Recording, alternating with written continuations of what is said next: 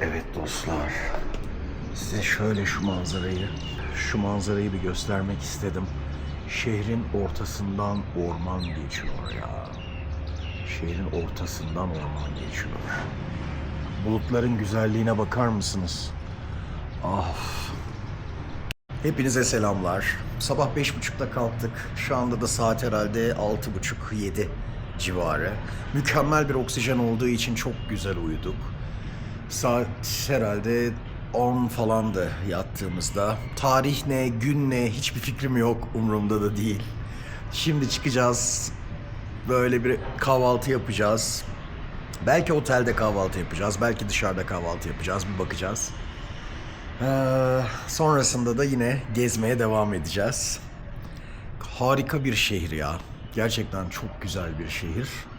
Böyle nefes aldığınızı hissediyorsunuz. Saigon'u da çok seviyorum. Ama yani bu şehir bambaşka. Gerçekten Dalat. Dalat çok yaşanası bir yer arkadaşlar. Çok hoş bir yer. Çok sakin bir yer. İnsanları çok huzurlu bir yer. Böyle biraz daha geleneksel. İnsanları çok tatlı. Ben çok sevdim burayı. Her zamanki gibi horoz sesleri, çok daha fazla tropikal kuş sesleri. Yavaş yavaş şehir uyanıyor. Dalat'ın suyu muhteşem, tek kelimeyle muhteşem. Buz gibi bir suydu. Ben soğuk suyu çok seviyorum. Şimdi kahvaltı salonuna geldik.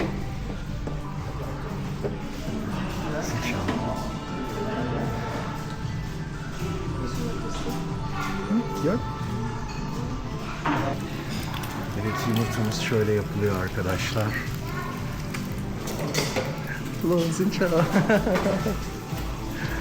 Dostlar burada çalışıyor.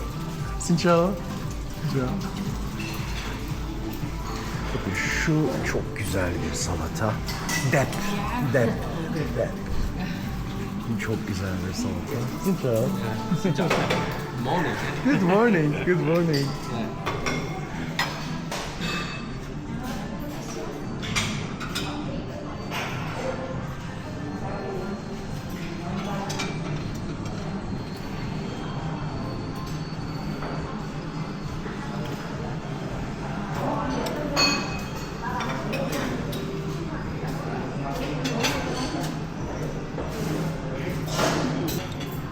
Bu ananas reçeli ve tek kelimeyle muhteşem. Burada harika bir kahvaltı yapabiliyorsunuz. Böyle bir pirinç çorbamız var. Pirinç çorbası ve içinde tavuk parçaları var. Aynı zamanda sebzeler var. Yine Dalat'a özgü seralardan toplanmış inanılmaz taze sebzeler var. Şöyle bir köy yumurtamız var. Ananas reçelimiz. Bu tamamen Vietnam'a özgü bir şey. Bunun ne olduğunu birazdan soracağım. Bu şekilde bir kahvaltı masamız var. Ve şöyle harika bir manzaramız var. Arkadaşlar bir tek bu çorbayı göstereceğim. Bayağı bildiğiniz lapa. İçinde küçük tavuk parçaları ve sebzeler var.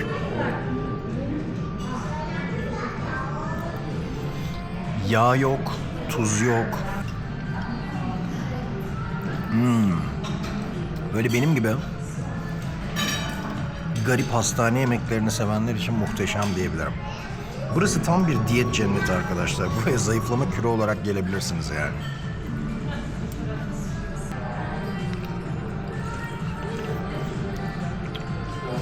Çok lezzetli ya. Pirinci çok güzel.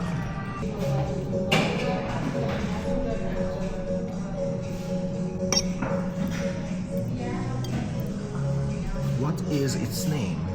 Bánh chưng. Pantin. No. Arkadaşlar pantin diye geleneksel bir yiyecekleri var.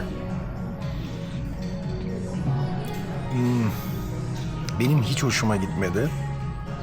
Ben domuz kokusunu çok sevmiyorum dostlar. Tattım ama hiç bana göre değil. Ben sebze ve deniz ürünleri hastasıyım. Fakat çok ilginç bir yemek. Yani yemesi çok ilginç. Yapılışı çok enteresan. Sanırım bekletiyorlar onun içinde ya da onunla beraber fırınlıyorlar. Bir aroma veriyor o yapraklar diye tahmin ediyorum. Çok ukalalık yapmayayım bu yemek üzerine. Kahvaltımızdan sonra terasa çıktık. Bir kahve içtik. Harika bir Vietnam kahvesi, filtre kahve. Ve Dalat'ın bu köşesini birlikte izliyoruz. Çileğin güzelliğini görüyor musunuz?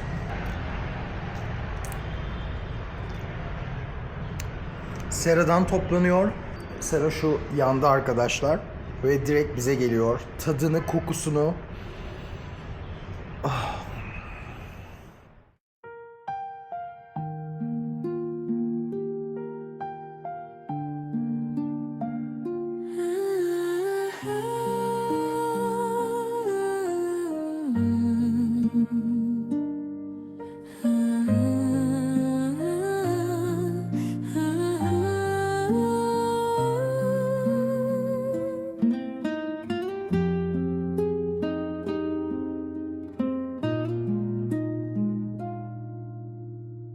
Chiều nghiêng bên lưng đồi, khói bếp ai vương trên mái dạ.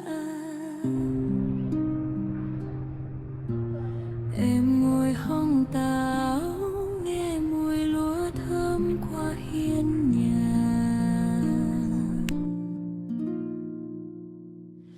Arkadaşlar 2 saat süren yolculuğumuz, ben öldüm. Onun maşallahı var hala. Hiçbir yorgunluk, sanki 4 kere daha bu turu yapabilir gibi. Çok güzeldi ya. Kapıya geldik. Gerçekten de çok güzeldi. Biz ne yaptık şöyle bir anlatayım 2 saatte. Buradan aşağı indik arkadaşlar. Nắng chặn trên vai em, gió lùa qua mái tranh, chân chân trên cánh đồng, người vàng như sông xanh. Mùa hè rực rỡ, đã nâu thơm mùi nắng, hoa giấy bay trước ngõ áo em chạm trời xanh. Hồ nằm im soi bóng mây chạy quanh mí mắt, tay em vuốt nước mắt, tiếng cười vỡ trên môi. Mặt trời trên đỉnh lễ hội, em quay như chiếc đèn xoay. Cả trời hoa, cả trời gió nghiêng vào mắt em đây.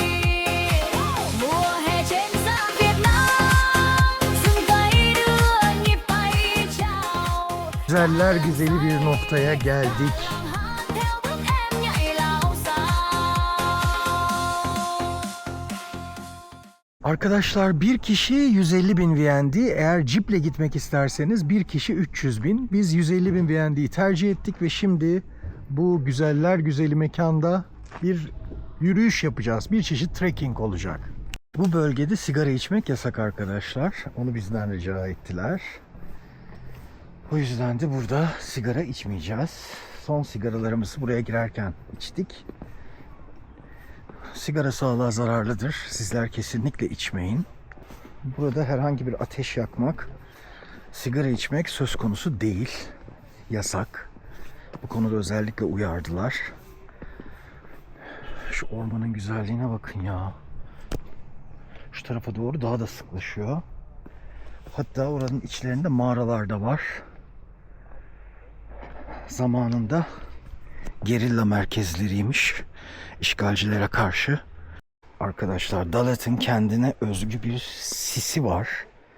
Yani nehrin sürekli üzerinde ve çeşitli noktalarda bir kendine özgü sisi var. Şimdi bu sisle karşılaşacağız. İnanılmaz sıklaşıyor orman bazı noktalarda. Buraya kadar indik. Ürkütücü. Ürkütücü. Hı? Wow. Yes. Şarap yapıyorlarmış burada şimdi. Onu söyledi. Arkadaşlar bildiğiniz asma köprü. Çıtırdı. I'm 100 kilogram. I'm afraid. Ben onlar kadar küçük değilim ve 100 kiloyum. Hmm? Yes, a little bit. Want me to wait for you? No. Can I take it? No. Go on. Ah, maybe yes, maybe this.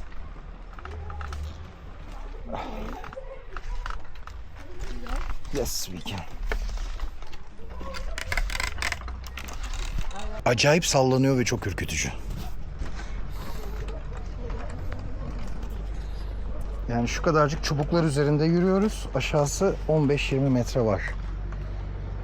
Ya ben bunu filmlerde gördüm ya. Bu bayağı bildiğiniz filmlerde her an bir çatışma çıkabilir.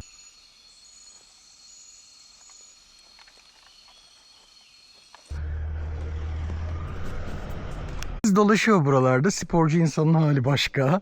Gayet dengeli, benim gibi tutunmuyor. Ben adımımı atarken düşeceğim diye korkuyorum arkadaşlar. Tutuna tutuna yavaş yavaş yürüyorum. O çok rahat. Sisin ilginçliğine bakar mısınız? Ormanın çeşitli noktalarından böyle sis var arkadaşlar. Böyle sis var. Böyle insan içine girse saklanır. Günlerce kalır orada.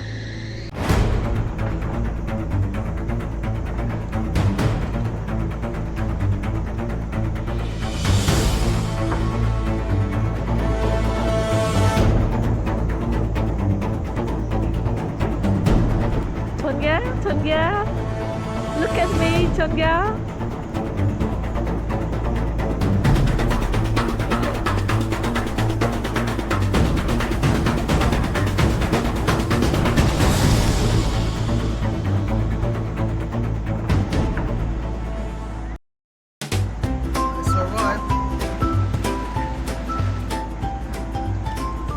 I'm living.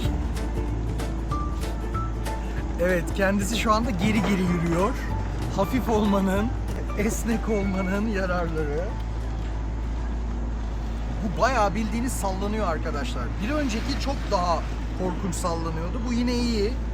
Ama eninde sonunda yani tahtalar bizi tutuyor ve çat diye içine göçmekten biraz tırsıyorum.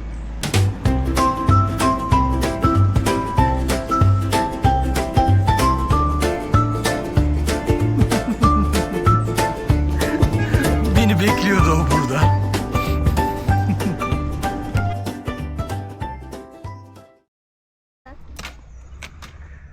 Evet, ekolojik köy oluşturmada işçiler çalışıyor dostlar. Come on Ratniyu. Hafif bir sis var. Hala onu görebiliyorsunuzdur. Böyle bu ormanın içerisinde yaklaşık biz yarım saat 45 dakikadır yürüyoruz. Böyle küçük duraklar var. Bu duraklarda kahve içebiliyorsunuz, tuvalete gidebiliyorsunuz, oturabiliyorsunuz. Burada aynı zamanda şarap yapılıyor. Buradan böyle şimdi bu tarafa doğru devam ediyoruz. Ve bu göl özellikle uyarmışlar. Derin diye.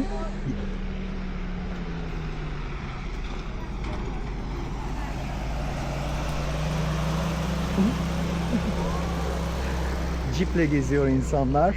Bakın burada küçük kalacak yerler de oluşturmaya başlamışlar. Onların inşaatlarıyla karşılaşıyoruz. Burayı düzenliyor Vietnam. Tek kelimeyle harika. Yani gerçekten bakın orada da bir başka küçük inşaat var. Tahtadan evler yapıyorlar. Xin chào. Where are you from? Vietnam? Koha? Okay, thank you very much. Thank you very much.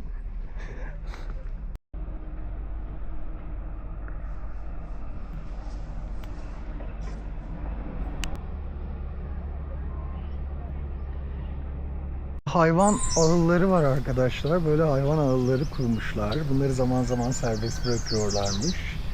Özellikle geceleri kapanıştan sonra.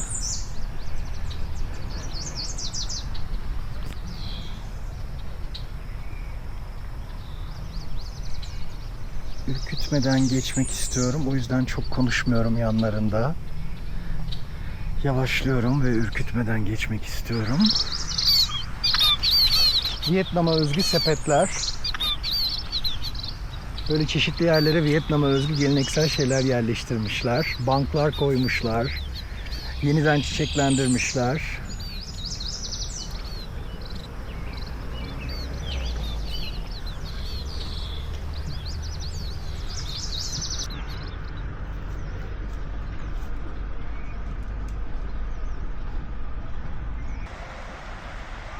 Evet, böyle bir köyleri birbirine bağlıyormuş yani. Daha fazla uzaklaşmayacağız çünkü epey zamandır yürüyoruz.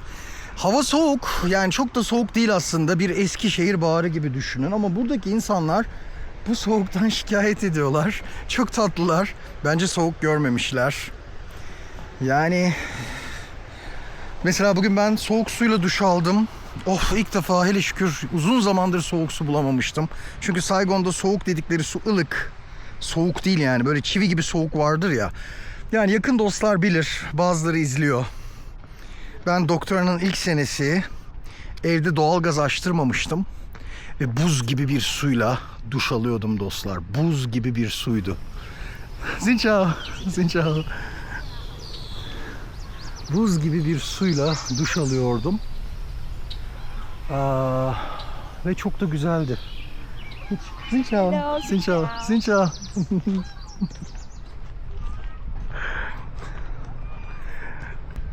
Yavaş yavaş insanların yoğun olduğu bir noktaya geldik arkadaşlar. Çok da güzel bir alan kurmuşlar.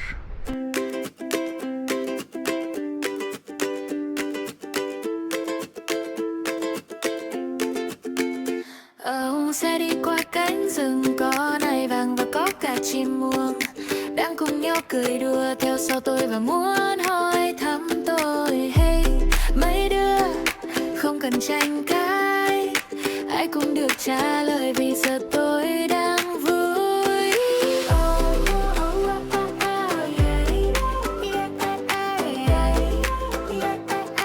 Follow me, follow me, follow me.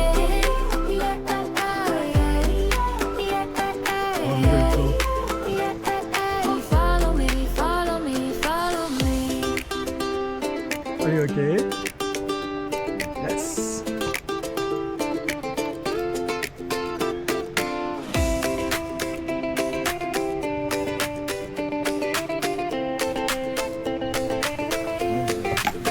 Và rồi tôi đến một ngôi làng sinh thái, trước mặt là đông cỏ đang đầy nắng vàng, phía bên tay phải có vài người đang ngồi nhâm nhi tách cà phê, cảm giác thật là. Arkadaşlar, yine bir köprü, yine bir korku tüneli. Sesi duyuyor musunuz? Gıcır diyor her bastığımda. Böyle bazıları ince esniyor. Çat diye girmekten korkuyorum. Yorulduk. Gerçekten köyün altını üstüne getirdik. Yorulduk. Ve şimdi köy merkezine geldik. Bizi ilk karşılayan bu tatlı tencereler.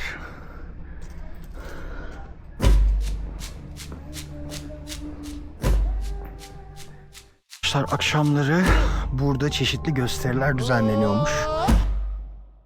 Gördüğünüz bütün bu ahşaplar kendi yapımları arkadaşlar. Köyün kendi halkı zaten tam bir ahşap uzmanı diyebiliriz yani.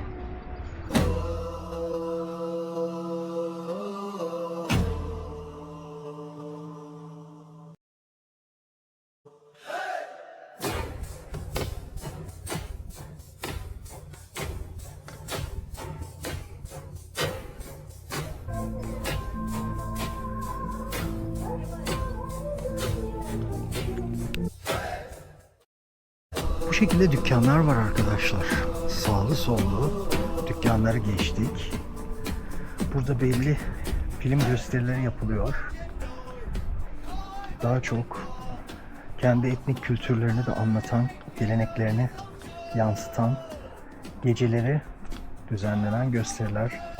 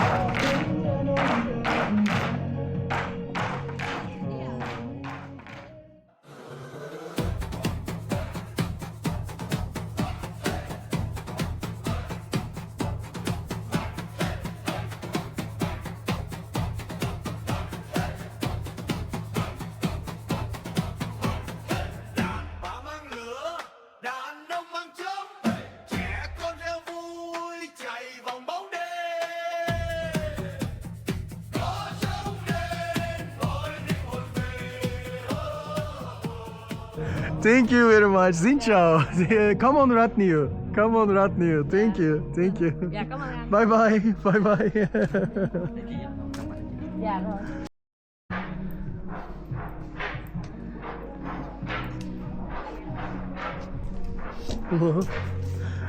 Can I?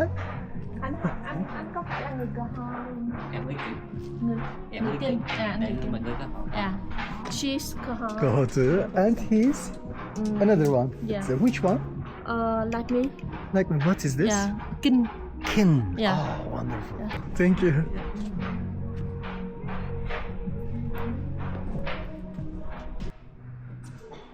Bunların hepsi el yapımı arkadaşlar. Hepsi el yapımı.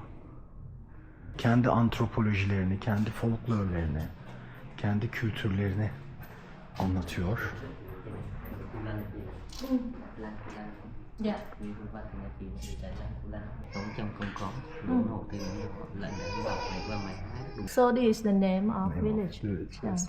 Arkadaşlar Kulan köyünün ismini veren primat türü bizim akrabamız.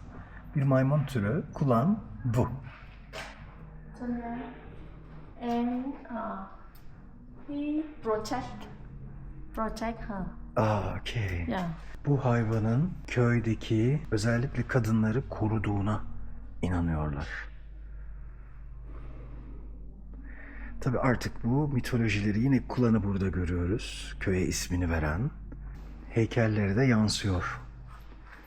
Eski mitolojileri, inançları. Thank you, thank you. Çıktık ama gıcırdatıyoruz çünkü çok güzel. Bakın buraya da başka küçük bir müze yapmışlar.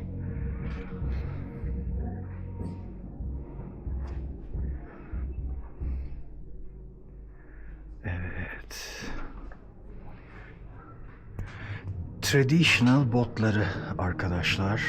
Uzun yıllar Merkez Highland yani Orta Vietnam diyeyim ben size.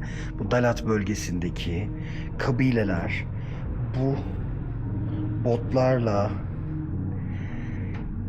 küçük su birikintilerinde, göllerde, nehirlerde yolculuk yapmışlar. Burada bu halkın çeşitli araç gereçleri var. Bakın şarap yapıyorlar. Bunlar şarap mahzenlerindeki fıçıları.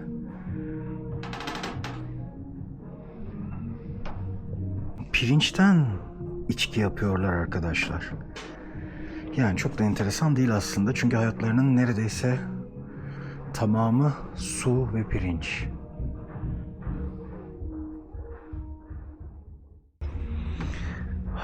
Çok güzel ya.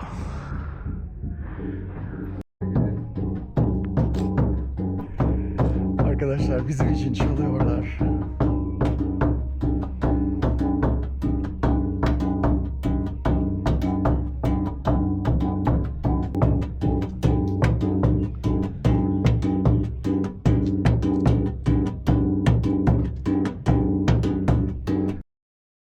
Burada yaşayan insanlara küçük bir kaynak oluşturmuş devlet.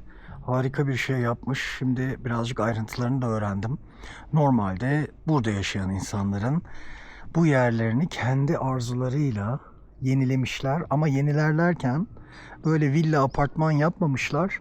Doğrudan doğruya korumuşlar. Yani kendi sistemlerini korumuşlar ama aynı zamanda turistik bir nokta haline getirmişler. Kendi sergilerini yapabiliyorlar. Burada insanlar onlara destek veriyor. Her gelen işte müziklerini destekliyor. Bu şekilde bir kendilerini sürekli olarak döndüren bir noktaya getirmişler. Çok da harika olmuş. Ve burada gayet huzurlu oldukları, hala mutlu oldukları belli. Come on Ratniu, come on Yulam.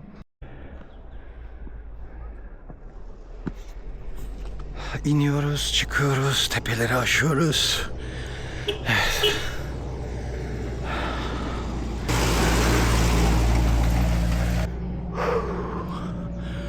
İyi yürüdük.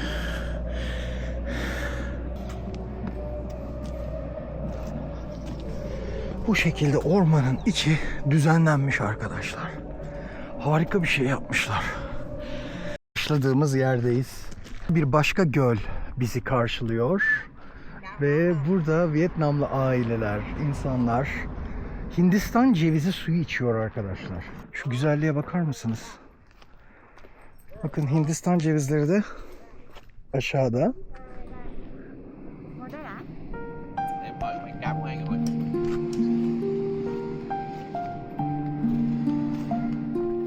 Hindistan cevizi suyu içiyorlar ve şu güzelliğe bakar mısınız? Of.